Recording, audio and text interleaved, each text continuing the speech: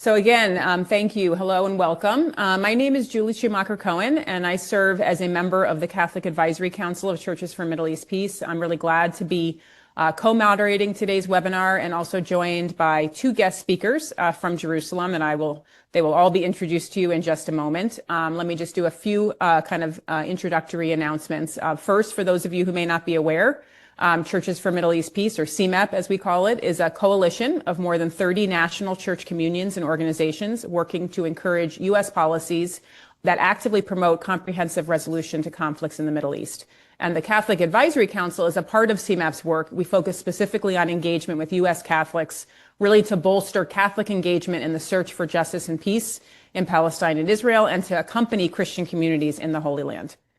Today's webinar is the last in a series of three that focused attention on how faith-based institutions in the Holy Land are responding with resilience and in resistance to the profound challenges that are facing Palestinians throughout the Holy Land under bombardment, siege, military occupation, ongoing violence, and oppression. Today's topic will focus on human rights in Jerusalem and Bethlehem, religious freedom, legal challenges, and the status quo. So we're glad to have with us two leaders who are working on the front lines of issues of human rights and dignity. And again, I'll introduce them more fully in just a moment. Yusuf Daher with the World Council of Churches Jerusalem Liaison Office, and Raful Rofa, who is the General Director of the Society of St. Yves of the Latin Patriarchate of Jerusalem. Our session today is going to examine the human rights landscape in Jerusalem and Bethlehem with a focus on religious freedom, legal tensions, and the historic status quo that really shapes daily life. We'll gain a better understanding of what's currently happening on the ground, the acute challenges and barriers that are facing Palestinian Christians as well as Muslims. And also, we know that we're gathering and considering this wider context of the necessity for a permanent Gaza ceasefire, a stop to settlements and annexation in the West Bank, and in the long term, freedom for Palestinians and a just peace for all Palestinians and Israelis. And so I'm glad to be co-moderating today's webinar with Camillo Barone of the National Catholic Reporter. He's joining us today from Rome. And many of you may be familiar with how NCR has been doing really important reporting in relation to Palestine and issues of concern for Palestinians, Palestinian Christians, and for all who live in the Holy Land. So Camillo, can you take a moment to introduce yourself?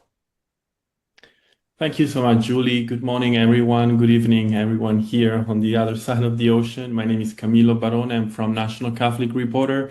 I'm usually based in the US, in New York for NCR, but I've been living in Rome since April 21st when Pope Francis died. I'll be back in the US finally in a week. I've been working on this issue for my newspaper since the breakout of the war, covering Catholic priests in the West Bank, in Gaza as well, with Father Gabriel Romanelli, and also with Palestinian American Catholics in the US and demonstrators, Palestinian demonstrators, and all demonstrators for peace in the US, especially New York and Washington, D.C. So it's a very, very great pleasure to be here with you all today.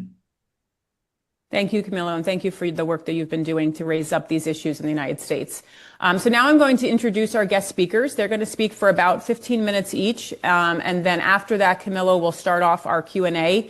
But we open it up to all of you. You can put your questions in the chat or using the Q&A tool, and you can do that at any time. So if something is coming to mind, feel free to put that in, and we will get to as many of the questions as possible. These are also, of course, recorded, and the other two sessions, I'll mention that at the end too, were also recorded and are really wonderful resources to go back and listen to if you weren't able to join us.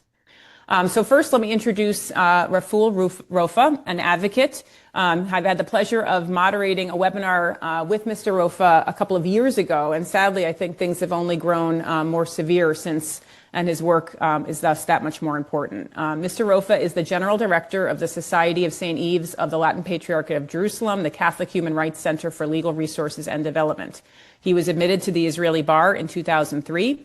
He holds a master's degree in law from the University of London and was admitted as a solicitor of the Supreme Court of England and Wales in 2007. He's been practicing law for more than 20 years in matters that relate to the human rights of Palestinians in East Jerusalem and Area C of the West Bank. Founded in 1991, the Society strives toward a social order that values the dignity of all people in the Holy Land, and it promotes human and civil rights by providing legal assistance, counsel, and advocacy to the poor, needy, and politically oppressed Palestinian population in Jerusalem in the West Bank. Programs address micro and macro legal problems stemming out of the occupation, such as land confiscation, home demolition, social and economic rights, residency rights, and family reunification. So again, we're really glad to have Mr. Rofa. He is fluent in many languages, Arabic, English, and Hebrew, but for we Americans, he'll speak to us in English this morning and evening. So we'll get started in just a moment. Let me also introduce now, secondly, you'll hear from Yusuf Daher. I've had the pleasure of meeting Yusuf in his office in the old city of Jerusalem and to see his good work up close when I was in Israel-Palestine in 2023. Yusuf was born in Jerusalem in 1966. He's been the coordinator of the World Council of Churches Jerusalem Liaison Office since 2021. Prior to that, he served for many years as the executive secretary of the Jerusalem Interchurch Center of the Heads of Churches of Jerusalem, as well as the secretary of the Justice and Peace Commission of the Catholic Church. He recently earned, and we congratulate him for the Menno Simmons Sermon Award for 2025. He is co-author of numerous publications on the situation and theology of Palestinian Christians and Jerusalem, including the Kairos Palestine document. He's also a member of the ecumenical Jerusalem Voice for Justice group that formed in April of this year.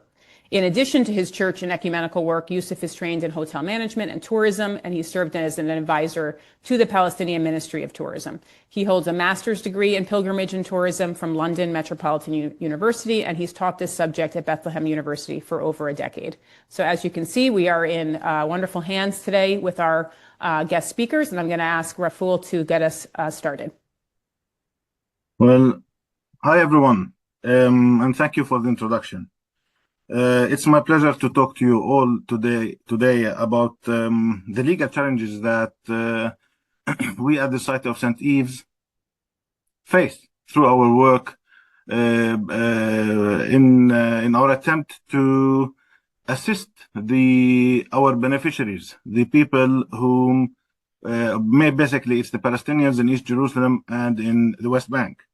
So the Society of St. Ives work, as was mentioned, on legal topics that affect the daily life of Palestinians, and that's because of the occupation. So in East Jerusalem, for example, we work on topics relating to the issue of Palestinian residency in East Jerusalem, the issue of structural demolition, and concentrating on planning. And here it has to be mentioned that there's a huge discrimination in planning for Palestinians compared to Israeli Jews.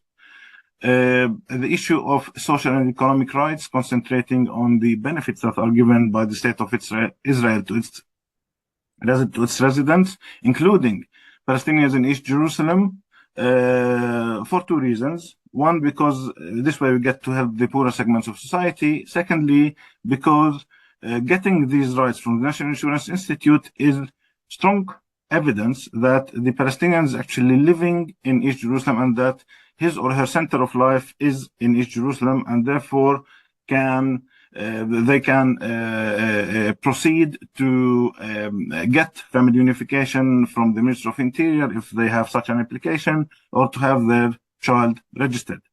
Now, the issue of maybe I'll continue and then I'll concentrate more about certain topics. In the West Bank, we work on the issue of demolitions.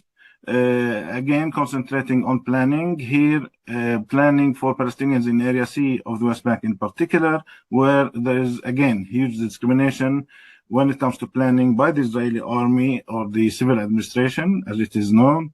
When it comes to planning for Palestinians in Area C of the West Bank, vis-a-vis planning for Israeli settlements in the West Bank, where it is much easier to build, especially now with this current government, it's much easier to build settlements than it is for a Palestinian to build any structure in Area C. Another topic that we at the Society of St. Ives work on is the issue of freedom of movement, concentrating on the permit regime and security preventions. And here, this topic affects, in particular, Palestinians, as I said, in the West Bank. And ever since the current war broke out back in October 2023, this topic became much more difficult than before. mainly because Israel decided to freeze all permits that it used to give to Palestinian workers in order to be able to access Israel for work. However, currently it is still possible to assist Palestinians in the shape of removing the security prevention that they might have in order to be able to travel to Jordan and from Jordan to other parts of the world, or to access Jerusalem or Israel for medical treatment or for the purposes of visa appointments.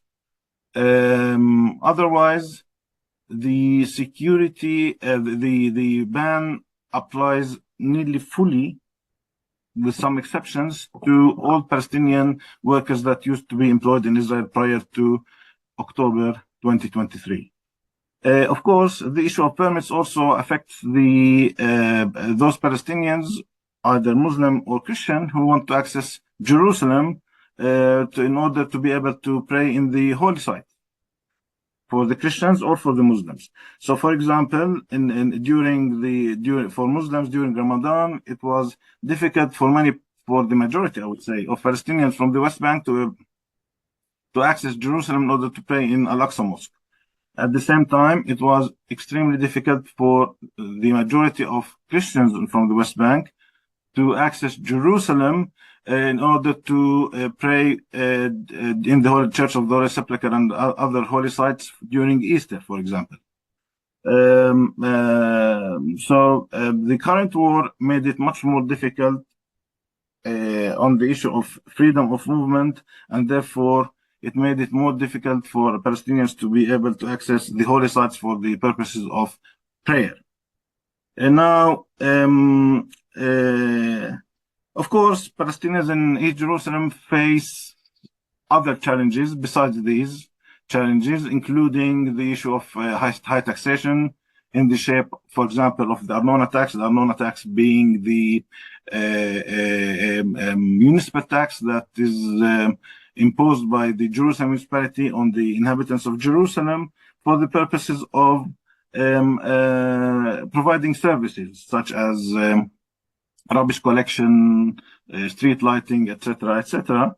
And most recently, at the beginning of this year, this current year, 2025, the municipality decided to, by issuing a local law, to increase the Arnona tax on properties that were registered for the first time for the purposes of the tax on the 1st of January 2020.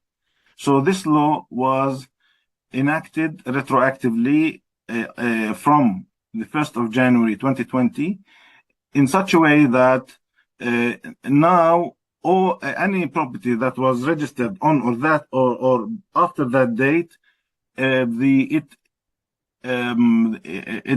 got the charged according to the highest rate of taxation, notwithstanding the fact that the building or the property might be in a neighborhood that is, I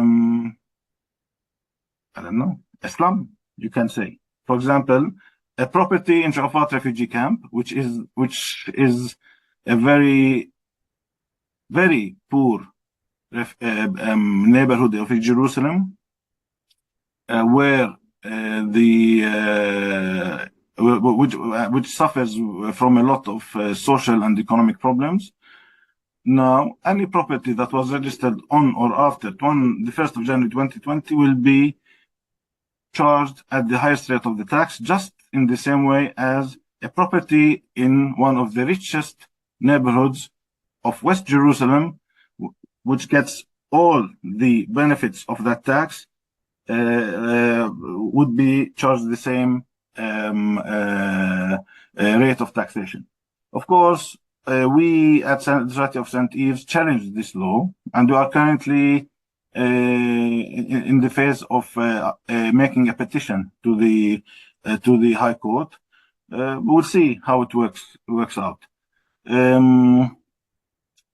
one of the most difficult, I would say, challenges that Palestinians in general in the West Bank and in East Jerusalem face is the issue of family unification and child registration, because it affects everyone, Muslims and Christians alike.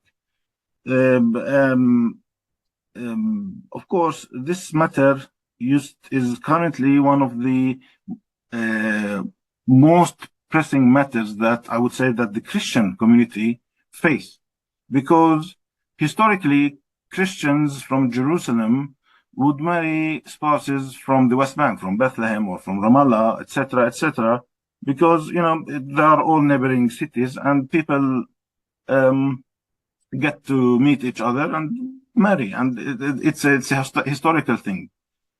With the current law that applies to family unification, this the marriages between Jerusalemites and spouses from the West Bank, I would say, dropped because of the difficulties of such marriages, the difficulties that such couples face because of the application of the family unification law known as the Citizenship and Entry into Israel Law of the year 2003. Now, this law basically prohibits family unification. Maybe I need here to explain a bit that Palestinians in East Jerusalem after the 1967 war were given the status of permanent residents of the State of Israel, while Palestinians in the West Bank, in Bethlehem, in Ramallah, in Jericho, were and still are, I would say, protected persons under occupation, where the Israeli army has responsibility for them. Because of this different legal status, Palestinians in East Jerusalem, if someone from East Jerusalem marries a spouse from the West Bank, then the spouse who's from East Jerusalem has to apply for family unification. And why do I say has to apply for family unification? It is because if the Palestinian who's from Jerusalem goes, for example, to live in Bethlehem with his or her spouse who's from Bethlehem, then they are liable to use the residency right in Jerusalem through the application of the entry into Israel law and its regulations, whereby the law specifies that if a permanent residents leave Israel for 7 years, then they will lose their residency rights in Israel. And of course, leaving Israel includes going to live in the West Bank, not only leaving the country altogether. So the spouses from Jerusalem has to apply for family unification. And currently it's very difficult because the law basically prohibits such an application and makes certain exceptions, including age exceptions. So if we are talking about the wife, if the wife is from the West Bank, then she must be 25 years or above. If it is the husband who's from the West Bank, he must be 35 years or above. If they don't satisfy the age category, then the application will be rejected from the outset without going any further, looking at it any further. If, however, they satisfy the age category, then they have to satisfy other requirements, including proof that the center of life is in Jerusalem or in Israel, and they prove that by providing documents such as lease agreements, proof that their children attend school in Jerusalem, proof that they pay electricity, water, etc., all of the bills in Jerusalem. If they have babies, that their baby it gets inoculated in Jerusalem and not in the West Bank. Proof that, as I mentioned earlier, that they get all their entitlements from the National Insurance Institute, including child benefit, if they're entitled to such a benefit, including that the state health insurance, etc., etc. On top of that, they have to prove that there is no criminal or security records, but not only for the couple concerned, but also for their families. And the law defines families as the parents of the couple, their siblings, brothers and sisters, their spouses, the spouses of the siblings, and children, either their own children or children that they might have had from other marriages. If anyone of these people that I mentioned has got a security or criminal record, then in particular a security record, then the family unification application will be rejected, notwithstanding the fact that the couple concerned might be free of such a hindrance. And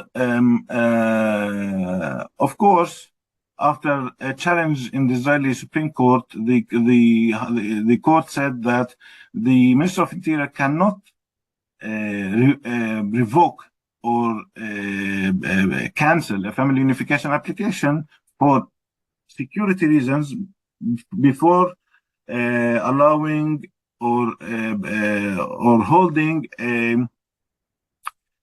meeting or an inquiry where the spouse, especially if we're talking about in a case where it's not the spouse who's got a security problem, but rather a family member, then an interview should be held where that spouse is given the opportunity to cut all familial ties or family ties with that person who's got the security problem. If they refuse to do so, then the family unification application will be rejected. If they, on the other hand, agree to do that, cut the family ties, then they are made to sign on a legally binding document to such an effect. And if they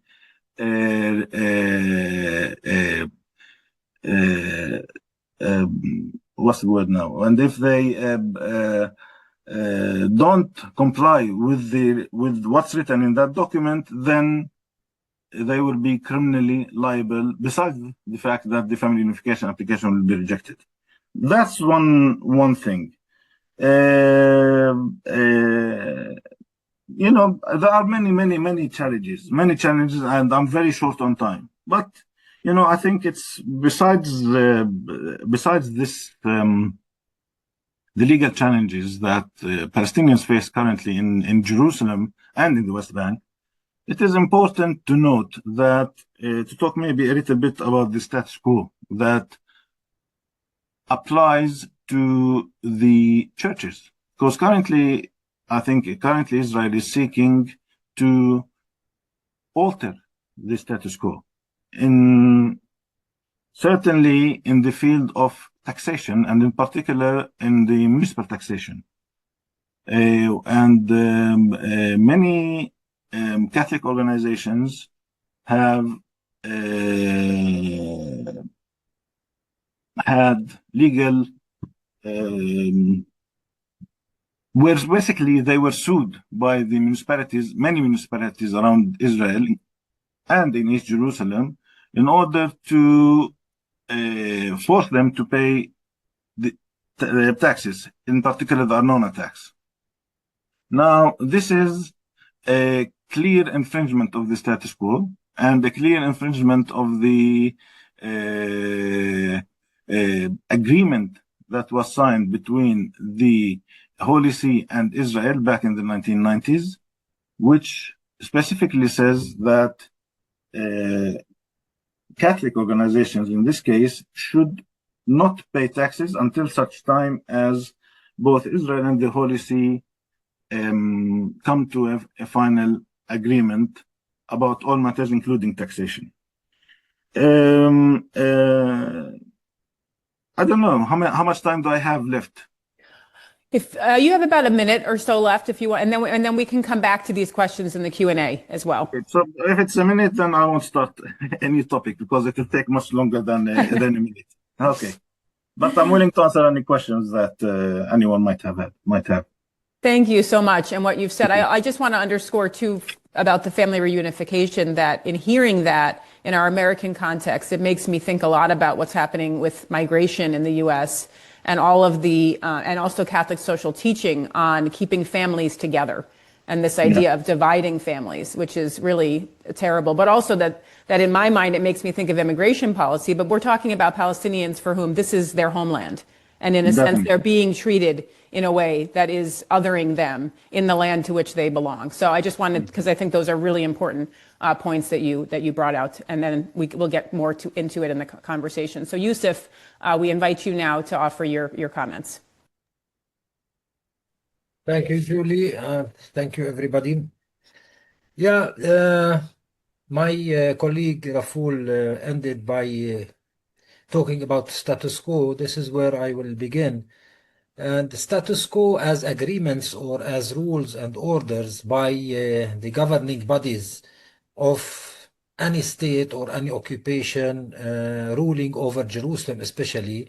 If we can say that if the Romans had something written, the status quo that we stick to now mostly is built on the decree that came from the Ottoman Empire in 1852, where the divisions of time and spaces, especially in the most important churches in Jerusalem and Bethlehem, the Nativity Church and the Holy Sepulchre, and more additions were made to this kind of decree, where even the Muslims at some stage wanted similar thing to be present, especially under the Jordanian times.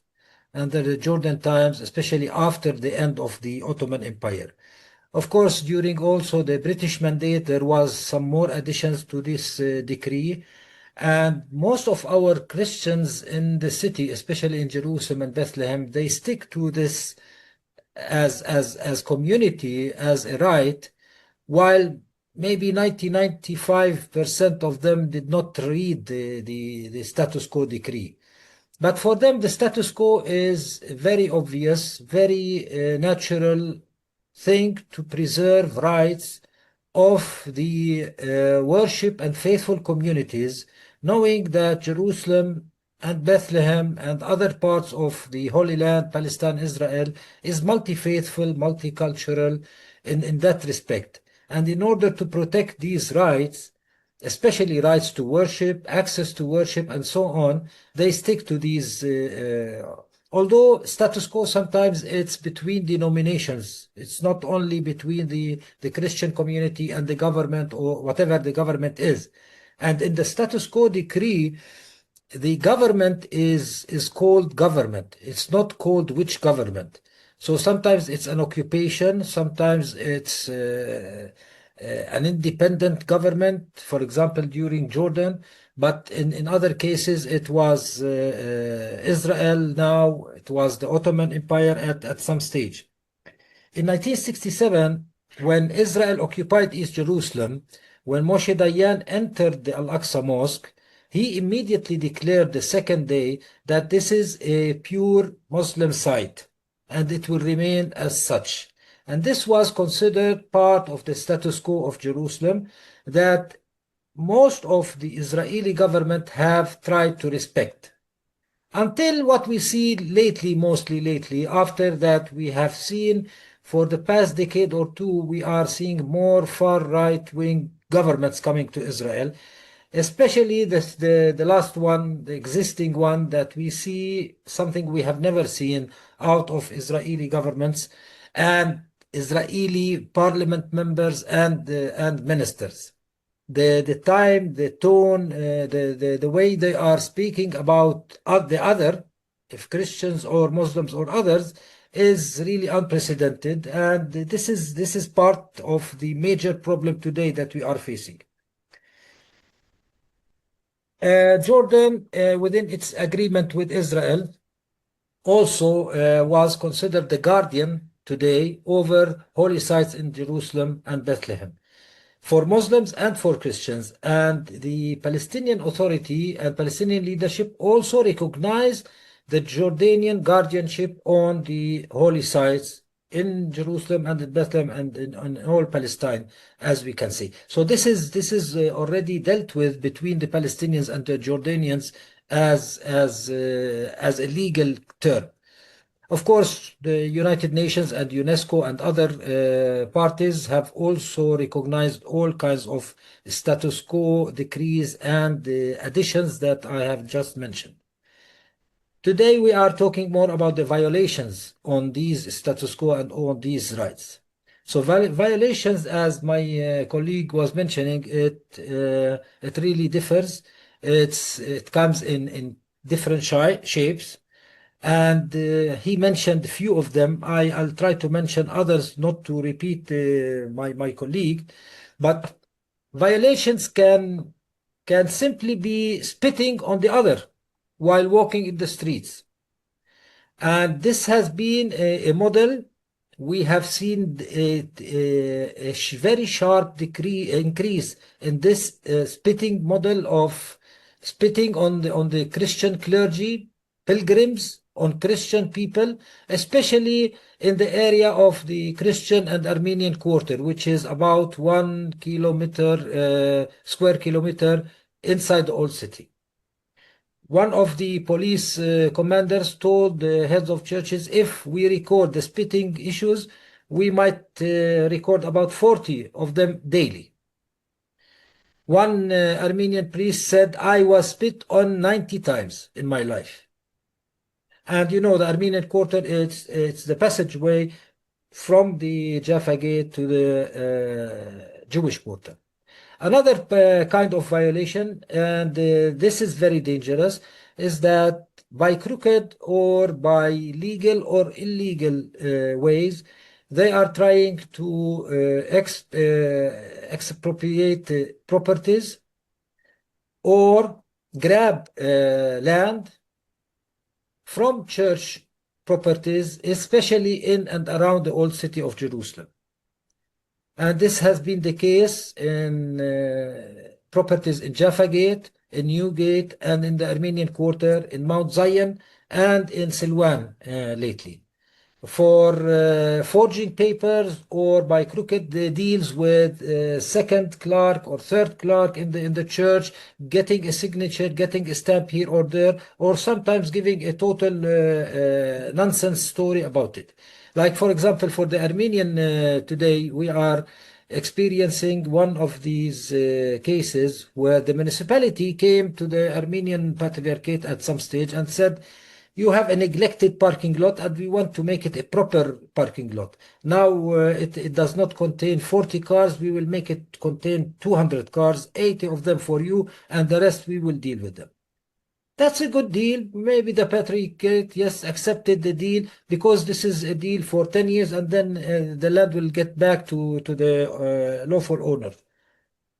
All of a sudden, you get a developer coming into the land with bulldozers and with papers and taking measures. They want to build a hotel in that area that the municipality talked to. Immediately, the community uprised on all levels of the church and the municipality and others, and they brought legal aid to that, to their support. And they discovered that whatever was signed in was not only the parking lot, but most of the Armenian quarter. So these kinds of deals, there are the two hotels also on Jaffa Gate, but this is another level of these violations. Another violation my colleague mentioned is access to worship. And this, you will see the total discrimination in this kind of government and its authorities and all its departments, from police to municipality to everybody. You can see it sometimes within a month period, which is Pesach, Easter, and Ramadan. That comes very much close to each other. And you can see how the Muslims are treated. They are kept away from the city, and they allow a certain number of people, certain ages of people to get into the Al-Aqsa Mosque. While on the Christian level, no, they close the whole area, the whole Christian quarter, in order what they call safety measures not to enter to the Holy Sepulchre. Although for the past, we had the occupation for over 57 years. For the past 20 years, we have seen this. But before that, even within Israeli occupation, there was no kind of checkpoints or barriers towards the Holy Sepulchre, especially on Easter. This Easter, I went with my children and grandchildren, and there were many other Jerusalem families. We were kept at the streets outside the Jaffa Gate. We were not allowed to enter Jerusalem. We are Jerusalemites. We are not even West Bankers and not tourists. We are from the same city. We were not allowed to access to the city, not only to the church, but to the whole city even. And this was the first time. The first time this year, a policeman pulled up a gun in the face of one of the youth scouts. This was the first time. We know that there has been all these kinds of violations and limitations on access to Holy Fire Saturday, especially on that day. But this is the first time they pulled up a gun. And we can see that if you see the trend, we can really foresee where we are going. And this is very dangerous. Another level of attacks is the taxation that my friend mentioned. And of course, the trend that the municipality is coming into that areas of the Christian quarter, trying to do festivals, trying to do activities of the municipality for Israeli and Jewish publics in the Christian quarter of the old city.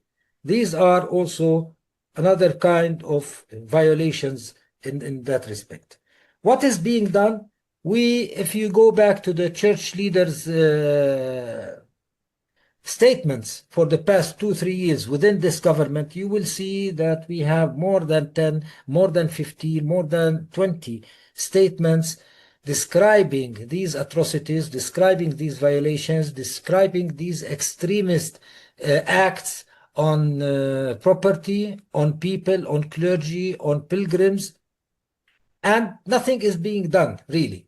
Every time the police will visit the heads of churches, they give promises and promises. The last time we heard that they gave us very good promises that they will not put limitations on Holy Fire Saturday, and what we have witnessed was the worst Holy Fire Saturday. So they keep lying on the church and on the church leaders.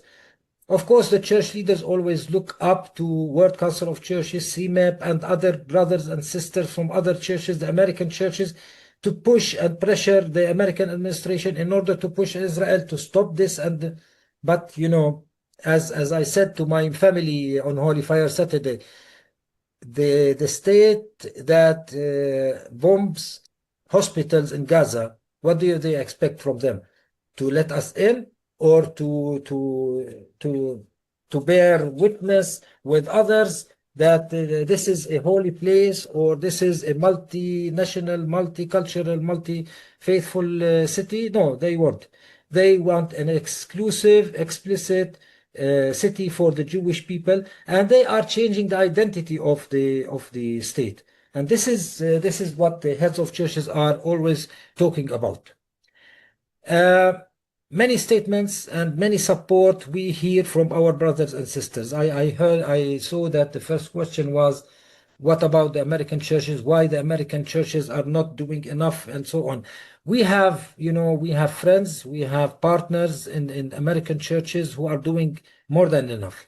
But the problem is that the Christian denominations is a large community in the U.S., and it differs from one another. You have the left, you have the right, you have the evangelicals, you have the Zionist Christians, and many of them rely on scripture, that this is the state of Israel, this is the prophecy of God, and they are misled in that part. And this is where me and my friends, as Julie said, we issued the Kairos document, and we are promising a Kairos 2 very soon on that behalf to really come up to date with all these developments. I will finish by the vision of the heads of churches on that.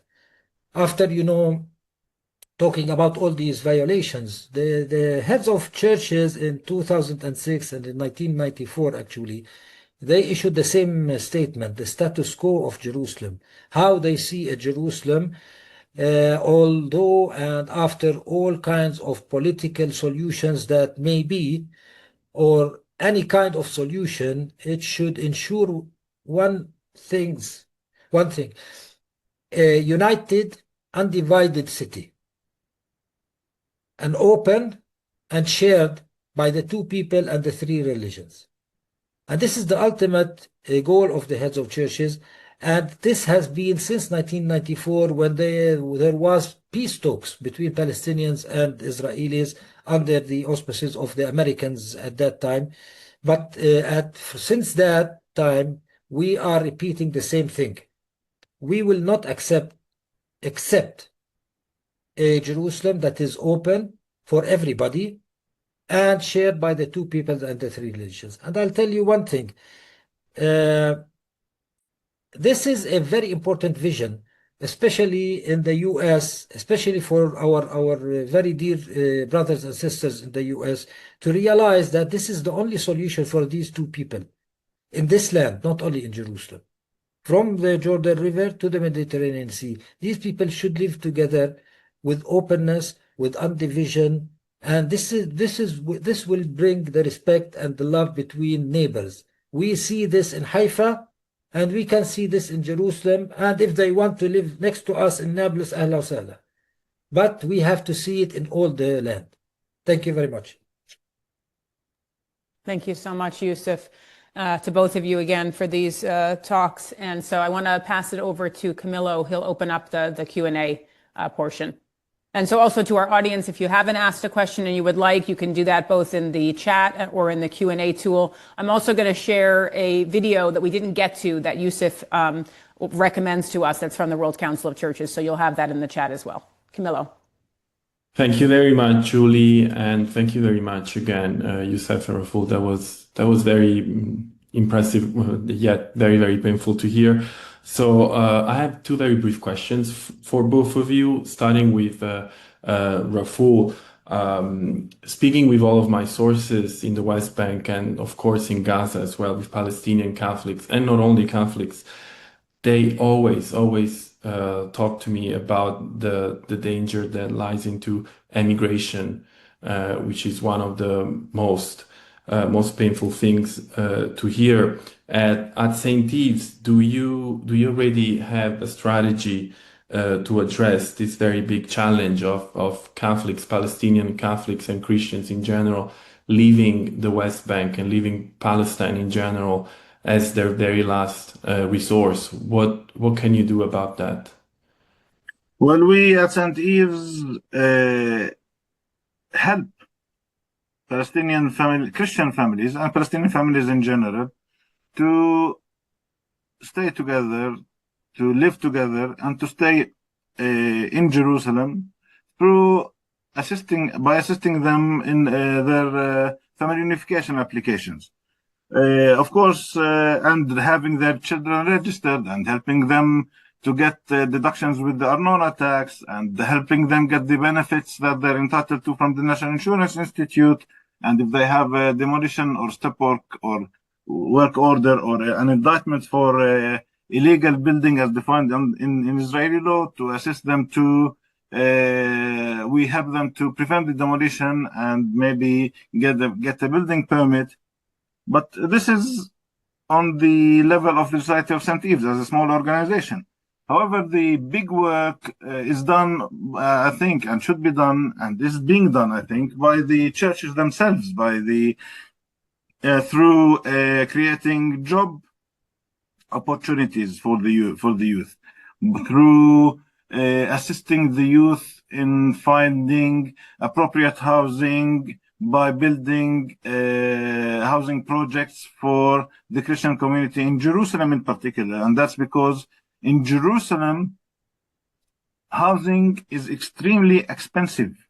You know, the average nowadays, the average rent of 100 square meter apartment in East Jerusalem is around 6,000 shekels, 6,000 shekels, 6,000 to 7,000 shekels even. That's between roughly around $1,600, $700 to $2,000 US dollars, that is, per month.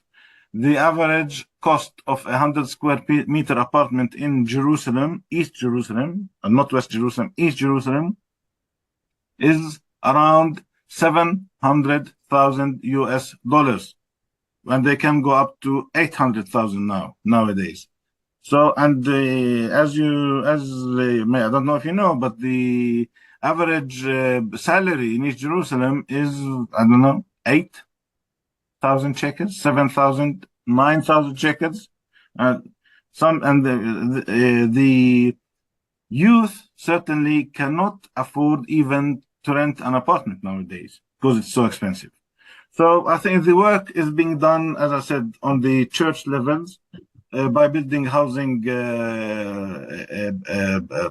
projects. Hopefully, the most recent housing project is a housing project called Lana, built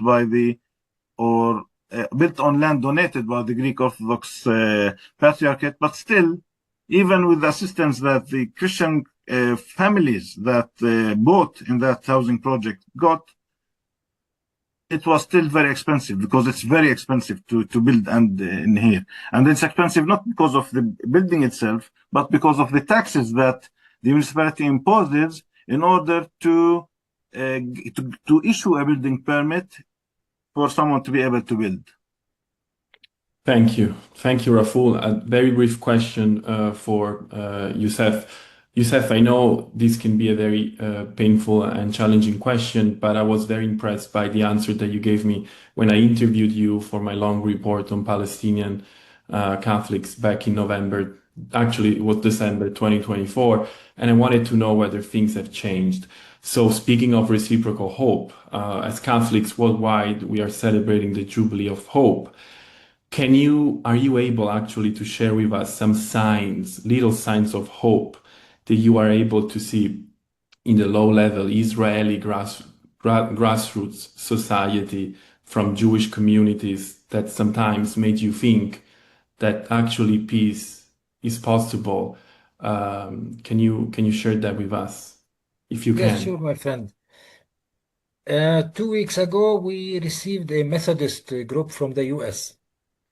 And on our visit, we planned a visit for 6 days. And in our visit, we were surprised by 3 Jewish members who were not on the program.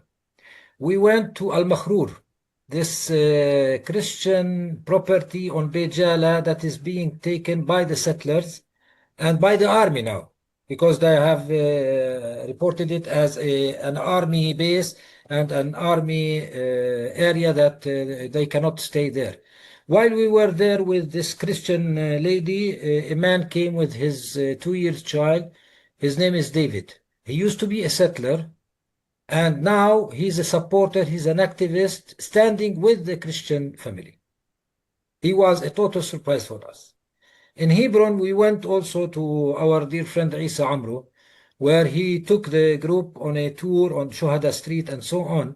And at the end, while we wanted to have meal, he had visitors. One of these visitors is one man, I think his name is Uri, from Breaking the Silence. He was a soldier in Hebron. And these people are coming out in these most difficult times where the trauma is still fresh. It has been 2 years only, and the trauma in both people is very fresh, and they are coming out and they are becoming converted. And we are hearing many voices from the Jewish community.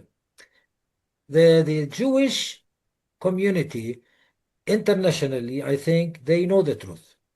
These people who are living, who have been experiencing the atrocities against the other, would have had it enough to hear. Yani, how much evil can you bring? The problem with us is that these settlers who are most vicious today in the West Bank, they have dual citizenship. Most of them, I can say, are American, who can go back, spend 6 months here, giving us hell, and then go back to Brooklyn and have his own life there. But the people who live here and become having families, they have children, and they go back to their children and put their head to sleep, killing people or harassing people all day and harassing children sometimes, they will change. So the change that we saw in these people give me hope. because I'm well known as to be an advocate for one-state solution. And there was one question here on the chat about the one-state solution, if it is possible. I am one of these main advocates, and I can hear and respect many of these Jewish voices coming out at this very difficult time where every voice is suppressed. NGOs of human rights and justice loving NGOs, Israeli, are being taxed by the Israeli authorities in order to shut them up. But these voices are coming out slowly, but very differently. And these people make difference. These are not ordinary people. This is where I have hope that there will be a partner for a one state, one entity solution that we can all live together. Thank you. Thank you so much, Youssef, for this sign of hope and for responding to both of our questions. So we have another very detailed question for both of us from David Benedict, who's asking, have Raful or Youssef been able to assist the Palestinians in Wadi Fokin or Tent of Nations that are always losing land to settlers in those areas? Raful, do you want to start with that? Well, Tent of Nation, no, we haven't been working with the owners of the land. In Wadi Fokin, we in the past did work in Wadi Fokin, and we did manage to save 2 big plots of land for 2 different owners. But it's even 3 plots of land in Wadi Fokin. Sorry, not 2, 3. But it's things have become much more difficult over the years working within the civil administration system, and most recently we have not been as active on the front of working on the topic of land confiscation as previously. And that's for many reasons, but most importantly because our other work, our other areas of work, the residency issue, the demolition issue, the paralegal services that we provide, freedom of movement have increased tremendously to the extent that we currently have, for example, more than 3,400 demolition files only in St. Ives, in Area C and in East Jerusalem. Altogether, we provided more than 12,000 services in 2024, legal services, that is. So the work, our work has increased tremendously, and working on the land files require quite a lot of effort and a lot of time. And they take a very long time to end. So we basically cannot afford to continue to work on these files. Youssef, do you have Yeah, in our EAPPI program, the ecumenical accompaniment. You hear me now? Yeah. Yeah, in the World Council of Churches, they have this ecumenical accompaniment program where they support all these kinds of communities that are under threat. Tent of Nations, we work with them very frequently. We give them advocacy support and exposure from any kind of visits by high-level church or media people. I wanted to add onto that just the situation specifically in this area of Masafer Yatta.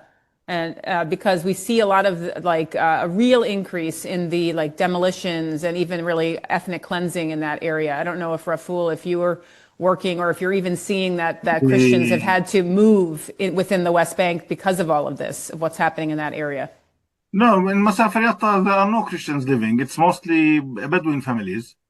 But we worked in Masafer Yatta, and we fought very hard for many years to try and keep the people living in Masafer Yatta there. However, due to the fact that the Israeli army declared the area as a military zone and claiming that they need to that area in order for the army to train on that terrain because it resembles, I don't know what, I can't remember exactly. Well, anyhow, they eventually, the Israeli High Court approved the demolition of the villages over there. And despite that, we and others tried hard to find legal ways in order to, I don't know, change the decision or to prevent the demolitions.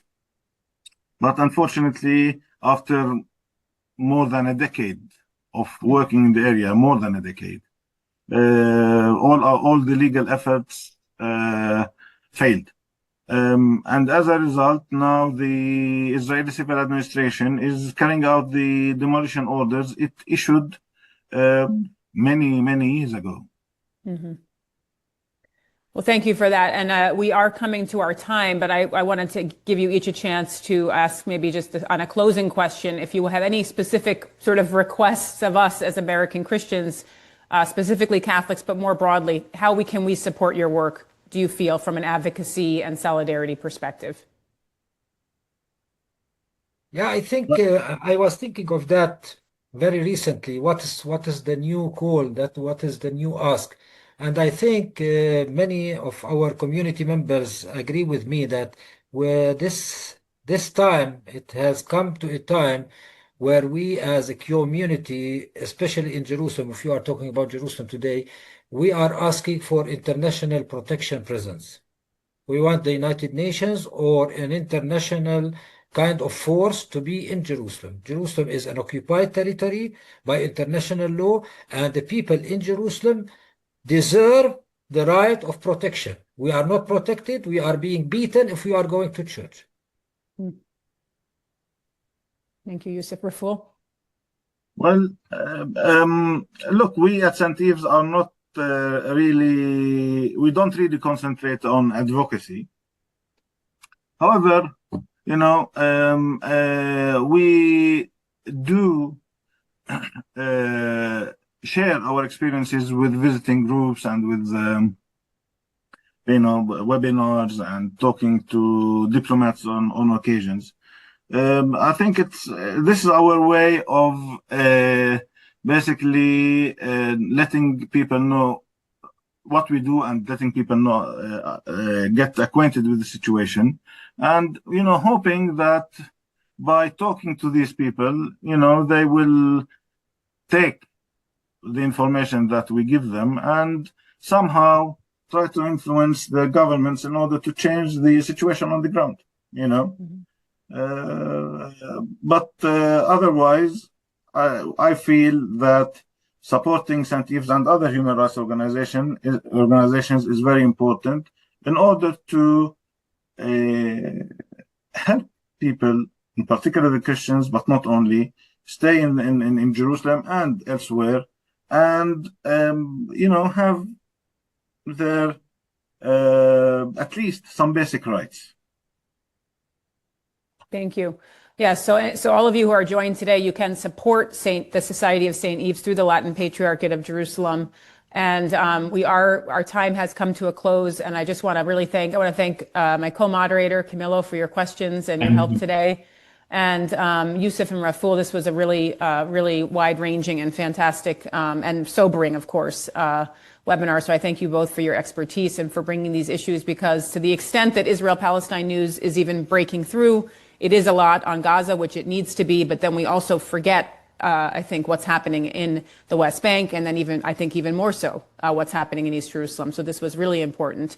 I will share in the chat the link where you can get to the previous webinars where we covered other issues. We talked about the healthcare situation in Gaza at the first one, and we talked about the state of education as well. So you can find those online. And then today's recording will be available soon as well. So thank you again to our speakers. Thank you for the work that you're doing. We will continue to lift it up here in the United States and also keep you all in our prayers, but also, most of all, also in our advocacy work. So thank you again.